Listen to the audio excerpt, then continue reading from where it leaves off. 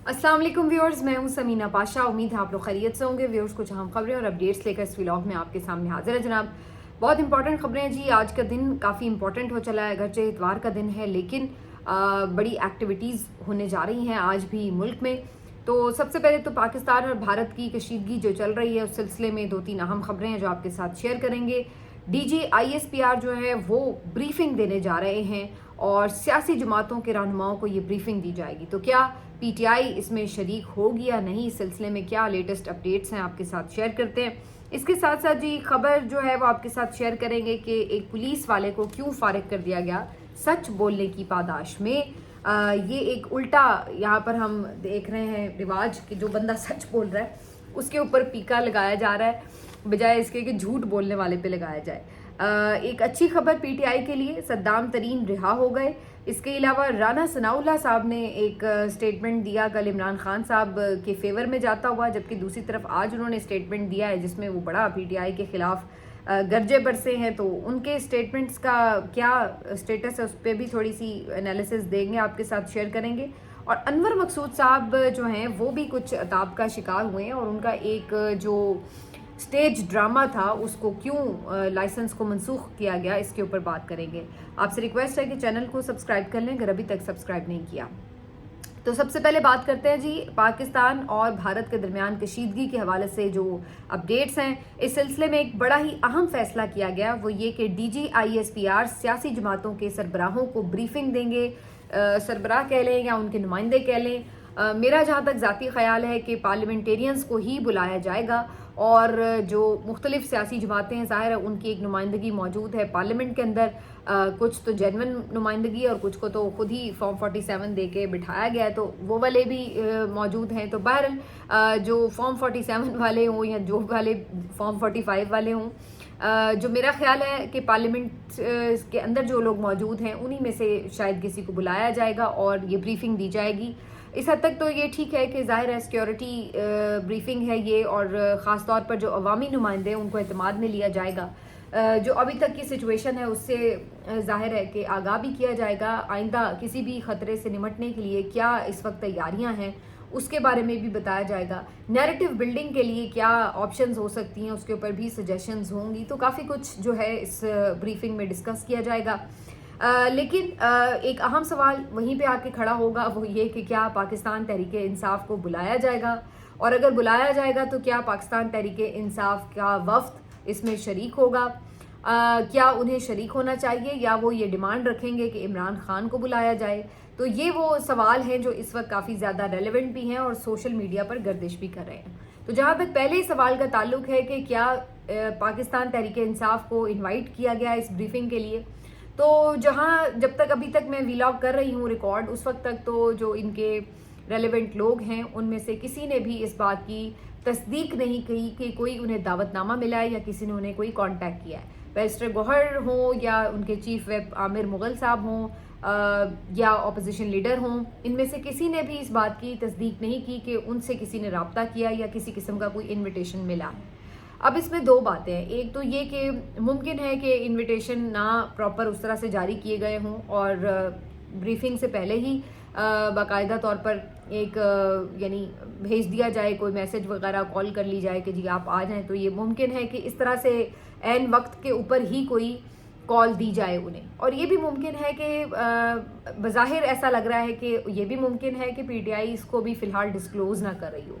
अब आपको ये मेरी बात थोड़ी अजीब लगेगी लेकिन इसके पीछे मेरे जहन में एक वजह भी आती है। पहले जो मैंने आपको ऑप्शन दिए कि जी बताया नहीं गया है अभी तक PTI को, तो उसकी वजह ये हो सकती है, एक तो ये वजह हो सकती है कि शायद इनको बुलाना पसंद ही ना हो कि इनकी शक्लें ही नहीं देखनी, तो या तो ये वजह होगी। दूसरी ये वजह हो सकती है कि ये कहा जाए कि अगर बहुत पहले ये बात कर दी जाए कि इन्विटेशन आ गया है ये वो,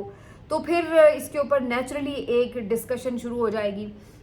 PTI वाले एक इजलास बुलाएंगे, उसमें से आधे लोग कहेंगे कि नहीं जी हमारा जाना बनता ही नहीं है, इमरान खान को ही भेजना चाहिए। सोशल मीडिया भी शोर मचाएगा कि जी इमरान खान को पैरोल पे रिहा करें और उन्हीं को भेजें। जैसे इससे पहले नेशनल सिक्योरिटी कमेटी मीटिंग के हवाले से भी ये काफ़ी ज़्यादा गुफ्तगू शुरू हो चुकी थी। तो इसलिए इस दफ़ा कोई बाकायदा बहुत जल्दी इस बात की अनाउंसमेंट इसलिए नहीं की गई ताकि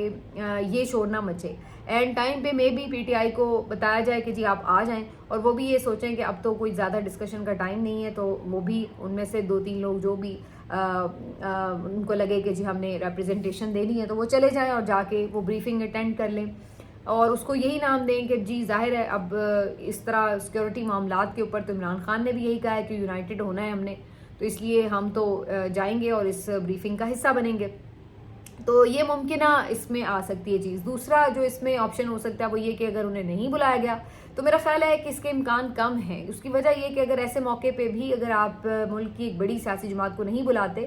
تو یہ تو پھر سیدھا سیدھا تنقید مول لینے والی بات ہوگی۔ اس تنقید کی زد میں پھر حکومت بھی آئے گی، پھر اسٹیبلشمنٹ بھی آئے گی، اور یہ بات ہوگی کہ یہ کس طرح کا آپ لوگوں کا ڈویژن تھا کہ آپ نے جو ملک کی سب سے بڑی اپوزیشن جماعت ہے اس کو آپ نے انوائٹ ہی نہیں کیا۔ تو یہ تو میرا خیال ہے کہ بہت بیوقوفی کی بات ہوگی، اور میرا نہیں خیال ہے کہ میں یہ ایکسپیکٹ کر رہی ہوں کہ اتنا بڑا اسٹیپ یوں لیا جائے گا کہ جی اپوزیشن کی اتنی بڑی جماعت کو آپ بلائیں ہی نہ سرے سے۔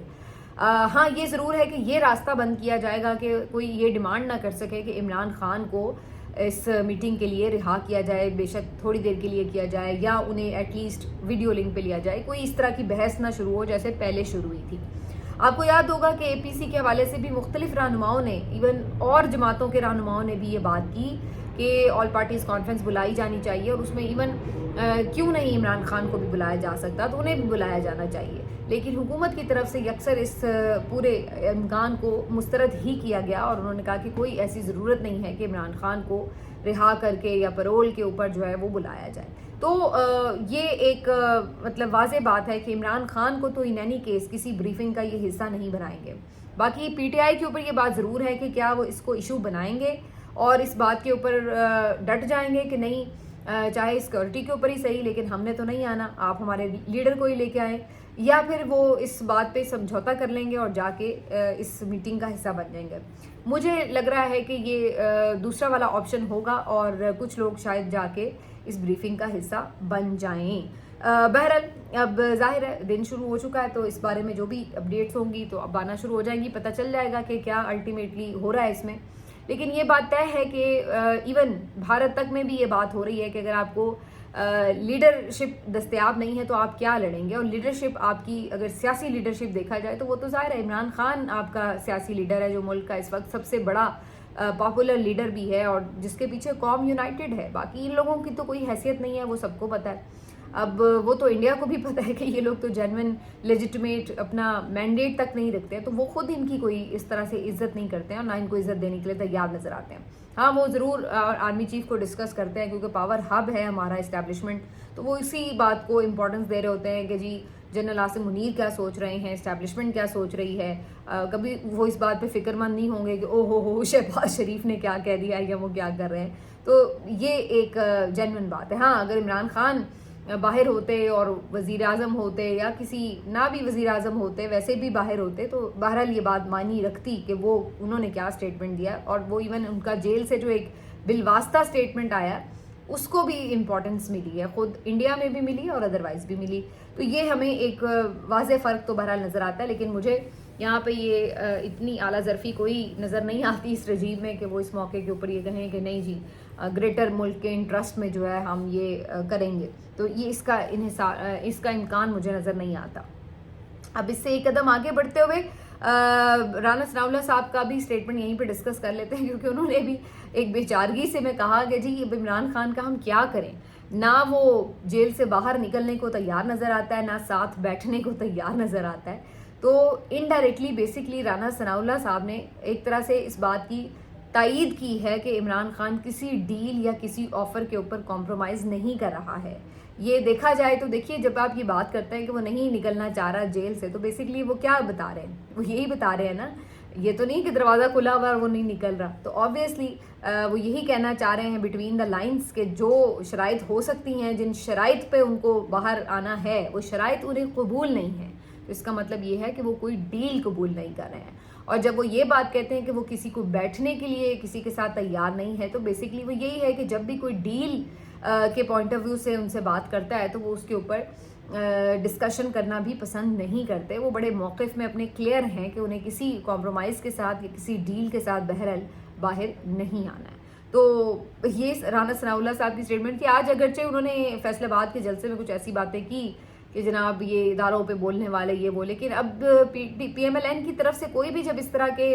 زیادہ بوٹ پالش کرنے کی کوشش کرتا ہے تو بندہ سوچنے میں مجبور ہو جاتا ہے کہ جب آپ یہ باتیں کرتے ہیں کہ جی فوج کے سربراہ کو یہ کہہ دیا وہ کہہ دیا, تو پھر ہم کیسے بھول جائیں کہ مریم نواز صاحبہ یا میاں نواز شریف صاحب,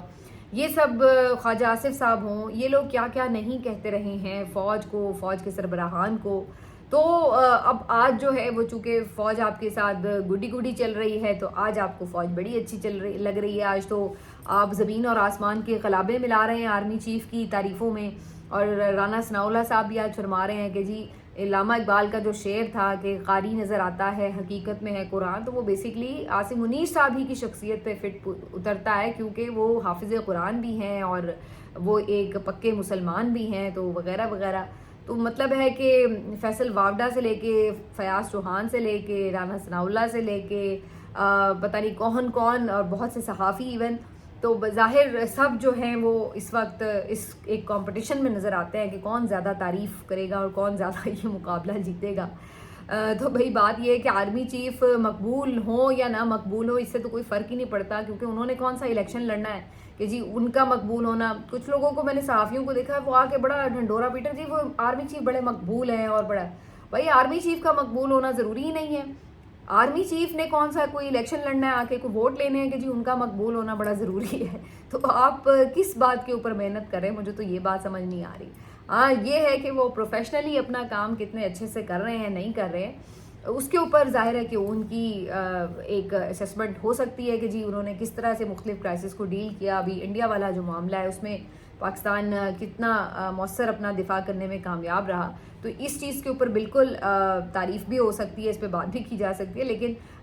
یہ اس طرح امیج بلڈنگ کی کوشش ہے کہ کون کتنا بڑا مسلمان ہے, کس نے قرآن حفظ کیا ہوا ہے یا نہیں, اور کون آیتیں پڑھ پڑھ کے سنا رہا ہے. تو اگر یہ معیار آپ نے رکھنے ہیں تو پھر تو آپ کو بڑے بڑے علماء کرام اور بڑے بڑے جید لوگ بھی ایسے مل جائیں گے کہ آپ گننے لگیں گے تو پھر ہر کوئی کہے گا کہ جی اس سے بڑا مسلمان ہی کوئی نہیں. وہ کہتے ہیں نا دامن نچوڑ دیں تو فرشتے وضو کریں, تو پھر تو یہ والی صورتحال ہوگی. لیکن اصل بات یہ ہے کہ چونکہ پاور ہب آپ کے ملک میں اسٹیبلشمنٹ ہے, آرمی چیف کی ذات جو ہے وہ بہت طاقتور ذات ہے, تو اس وجہ سے جو بھی وقت کا آرمی چیف ہوتا ہے, میں موجودہ آرمی چیف کی صرف بات نہیں کروں گی بلکہ جو بھی وقت کا آرمی چیف ہوتا ہے اس کے ارد گرد رہنے والے لوگ ہمیشہ آپ کو اسی طرح ان کی تعریفیں کرنے اور ان کو ایک الگ ہی دنیا میں پہنچانے میں, یعنی کہ ان کے ارد گرد ایک الگ ہی جال بنا جاتا ہے اور ان کو ایک الگ ہی دنیا میں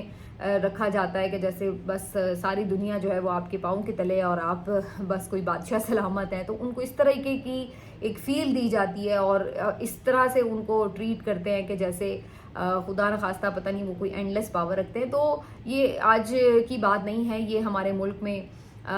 ہمیشہ سے ہوتا ہے کہ جو بھی وقت کا پاورفل شخص ہوتا ہے اس کے ارد گرد آپ کو ایسے بہت سے لوگ نظر آتے ہیں, اور یہ رسم دنیا ہے بڑے عرصے سے ہی چل رہی ہے. اس سے آگے بڑھتے ہیں جی. آج ایک اچھی خبر پی ٹی آئی کے لیے, صدام خان ترین جوب جیل سے رہا ہو گئے ہیں. آپ کو پتہ ہے پہلے ہرنائی پہ ان کے خلاف ایک مقدمہ درج کر کے انہیں اٹھایا گیا, پھر اس کے بعد وہاں سے ضمانت ہوئی تو کوئٹہ میں جیل میں ڈال دیا, پھر کوئٹہ سے ضمانت ہوئی تو جوب لے جایا گیا, اب جوب سے بھی ضمانت ہو گئی ہے. تو اب تھا کہ پتہ نہیں اب اگلی کون سی جیل جائیں گے, لیکن بہرحال سینس پریویل کی ہے اور صدام خان ترین کی رہائی رات گئے ہو گئی ہے اور بڑا ان کا پرتپاک استقبال ہوا رہائی کے بعد. تو یہ ایک بہرحال اچھی خبر جو ہے وہ ملی ہے آج پی ٹی آئی کے لوگوں کو, جبکہ زیادہ تر لوگ جو تھے وہ آج کافی زیادہ اداسی میں ہی تھے. وجہ وہی جیسے میں نے آپ کو پچھلے ولاگ میں بتایا تھا کہ علی زئی کے جو بھائی کا قتل ہوا ہے اس نے یقیناً سب کو بڑا رنجیدہ کیا ہے.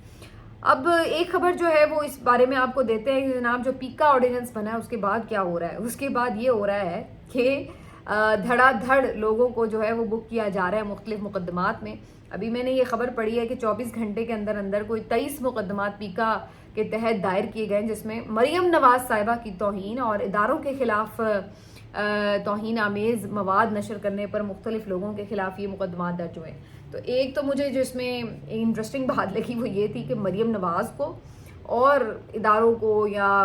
اداروں کی اہم شخصیات کو بالکل ایکول لیول پر لا کے رکھ دیا گیا. مطلب آپ بلاول بھٹو کی جتنی مرضی توہین کر رہے ہیں, شہباز شریف کی کر رہے ہیں, کوئی پرابلم نہیں ہے, لیکن مریم نواز کو نہیں آپ نے کچھ کہنا بھائی، وہ بھی اب مقدس گائے بن چکی ہیں. گائے کہنے پہ اب کوئی برا نہ مان لے، میں نے وہ محاورتاً والا یوز کیا ہے کہ سیکرڈ کاؤ بن گئی ہیں کہ جی ان کو بھی جو ہے وہ کوئی تنقید نہیں کر سکتا، کوئی ان کے اوپر مذاق نہیں بنا سکتا. ورنہ جی مقدمات ہیں، جیسے ایک زمانے میں صرف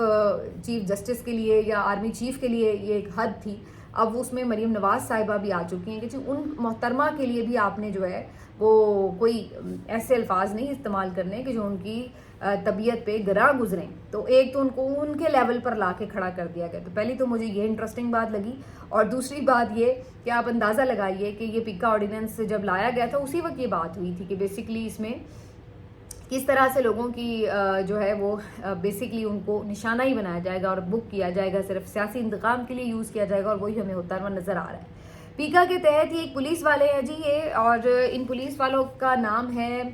رانا عامر، اور 8 فروری کے انتخاب کے حوالے سے ان کی ایک چھوٹی سی ویڈیو جو تھی وہ کافی وائرل ہوئی، جس میں وہ یہ بات کہہ رہے تھے گاڑی میں بیٹھے ہوئے کہ تاریخ کی سب سے بڑی چوری کیا ہوئی ہے میں آپ کو بتاتا ہوں. وہ چوری انہوں نے کہا تھا کہ 8 فروری 2024 کا الیکشن ہے. اتنی بڑی چوری تاریخ میں کبھی نہیں ہوئی، بلکہ انہوں نے یہ تک کہا کہ اگر کوشش کی جائے تو اس چوری کا نام، اتنی بڑی چوری ہے کہ Guinness book of world record میں بھی لکھوایا جا سکتا ہے. تو وہ یونیفارم میں تھے، ان کا نام وغیرہ ہر چیز اس پہ پرومیننٹ ہو رہی تھی، اور ان کی یہ ویڈیو جو تھی وہ کافی وائرل بھی ہوئی. یہ بھی ایک اعتراف تھا کہ جو سہولت کار تھے اس پورے چوری کے، ان کی طرف سے ہی اس طرح کی باتیں آنا. ایک تو وہ آپ نے یاد ہوگا آپ کو جو کمشنر راول پنڈی تھے چٹھا صاحب، جو دوبارہ کبھی دکھے نہیں، اور اسی طرح یہ اور پھر اور بہت سے لوگ ہیں جو آن کیمرہ نہیں کہتے لیکن آپ کو ادروائز بتا دیتے ہیں کہ کس کس طرح کتنے کتنے مارجن سے پی ٹی آئی کے لوگوں کی جیتی ہوئی سیٹیں جو ہیں وہ نون لیگ اور باقی لوگوں کے درمیان بانٹی گئی ہیں. تو وہ کہانیاں سب کو پتہ ہے. یہ تو نہیں ہے کہ آپ کہیں گے جی اب اگر آپ نے جعلی فارم بنا کے پکڑا دیے تو سب کو کہانیاں نہیں پتہ تو سب کو یہ سب کچھ. تو بہرحال ان صاحب نے چونکہ یونیفارم میں اس طرح کی بات کی تو پھر ان کی جان کہاں چھوٹنی تھی. پتہ یہ چلا ہے کہ ان کے خلاف کارروائی کرتے ہوئے ان کو عہدے سے برطرف کر دیا گیا، اور اس کے ساتھ ساتھ پیکا کے تحت ان کے خلاف کارروائی بھی کی گئی ہے. تو یہ جی آپ کے ملک میں پیکا جب بنایا گیا تھا تو ڈھنڈورا یہ پیٹا گیا تھا کہ یہ فیک نیوز کے خلاف ہے، جھوٹ بولنے والوں کے خلاف ہے. لیکن آپ دیکھ رہے ہیں کہ جتنے لوگ سچ بول رہے ہیں انہیں کو پیکا آرڈیننس کے تحت جو ہے، پیکا بل کے تحت جو ہے وہ سزا سنانے کی کوششیں کی جا رہی ہیں، ان کو سبق سکھانے کی کوشش کی جا رہی ہے. تو اس وقت ہی ہم سب یہ کہہ رہے تھے کہ اس کا مقصد کوئی فیک نیوز کا تدارک نہیں ہے، بلکہ اس کا مقصد صرف یہ ہے کہ سچ بولنے والی آوازوں کو بند کیا جا سکے. تو اس کا یہ ایک مثال جو آپ کو نظر آتی ہے، اور ایسی ہی ایک سچ بولنے والی مثال ہے انور مقصود صاحب.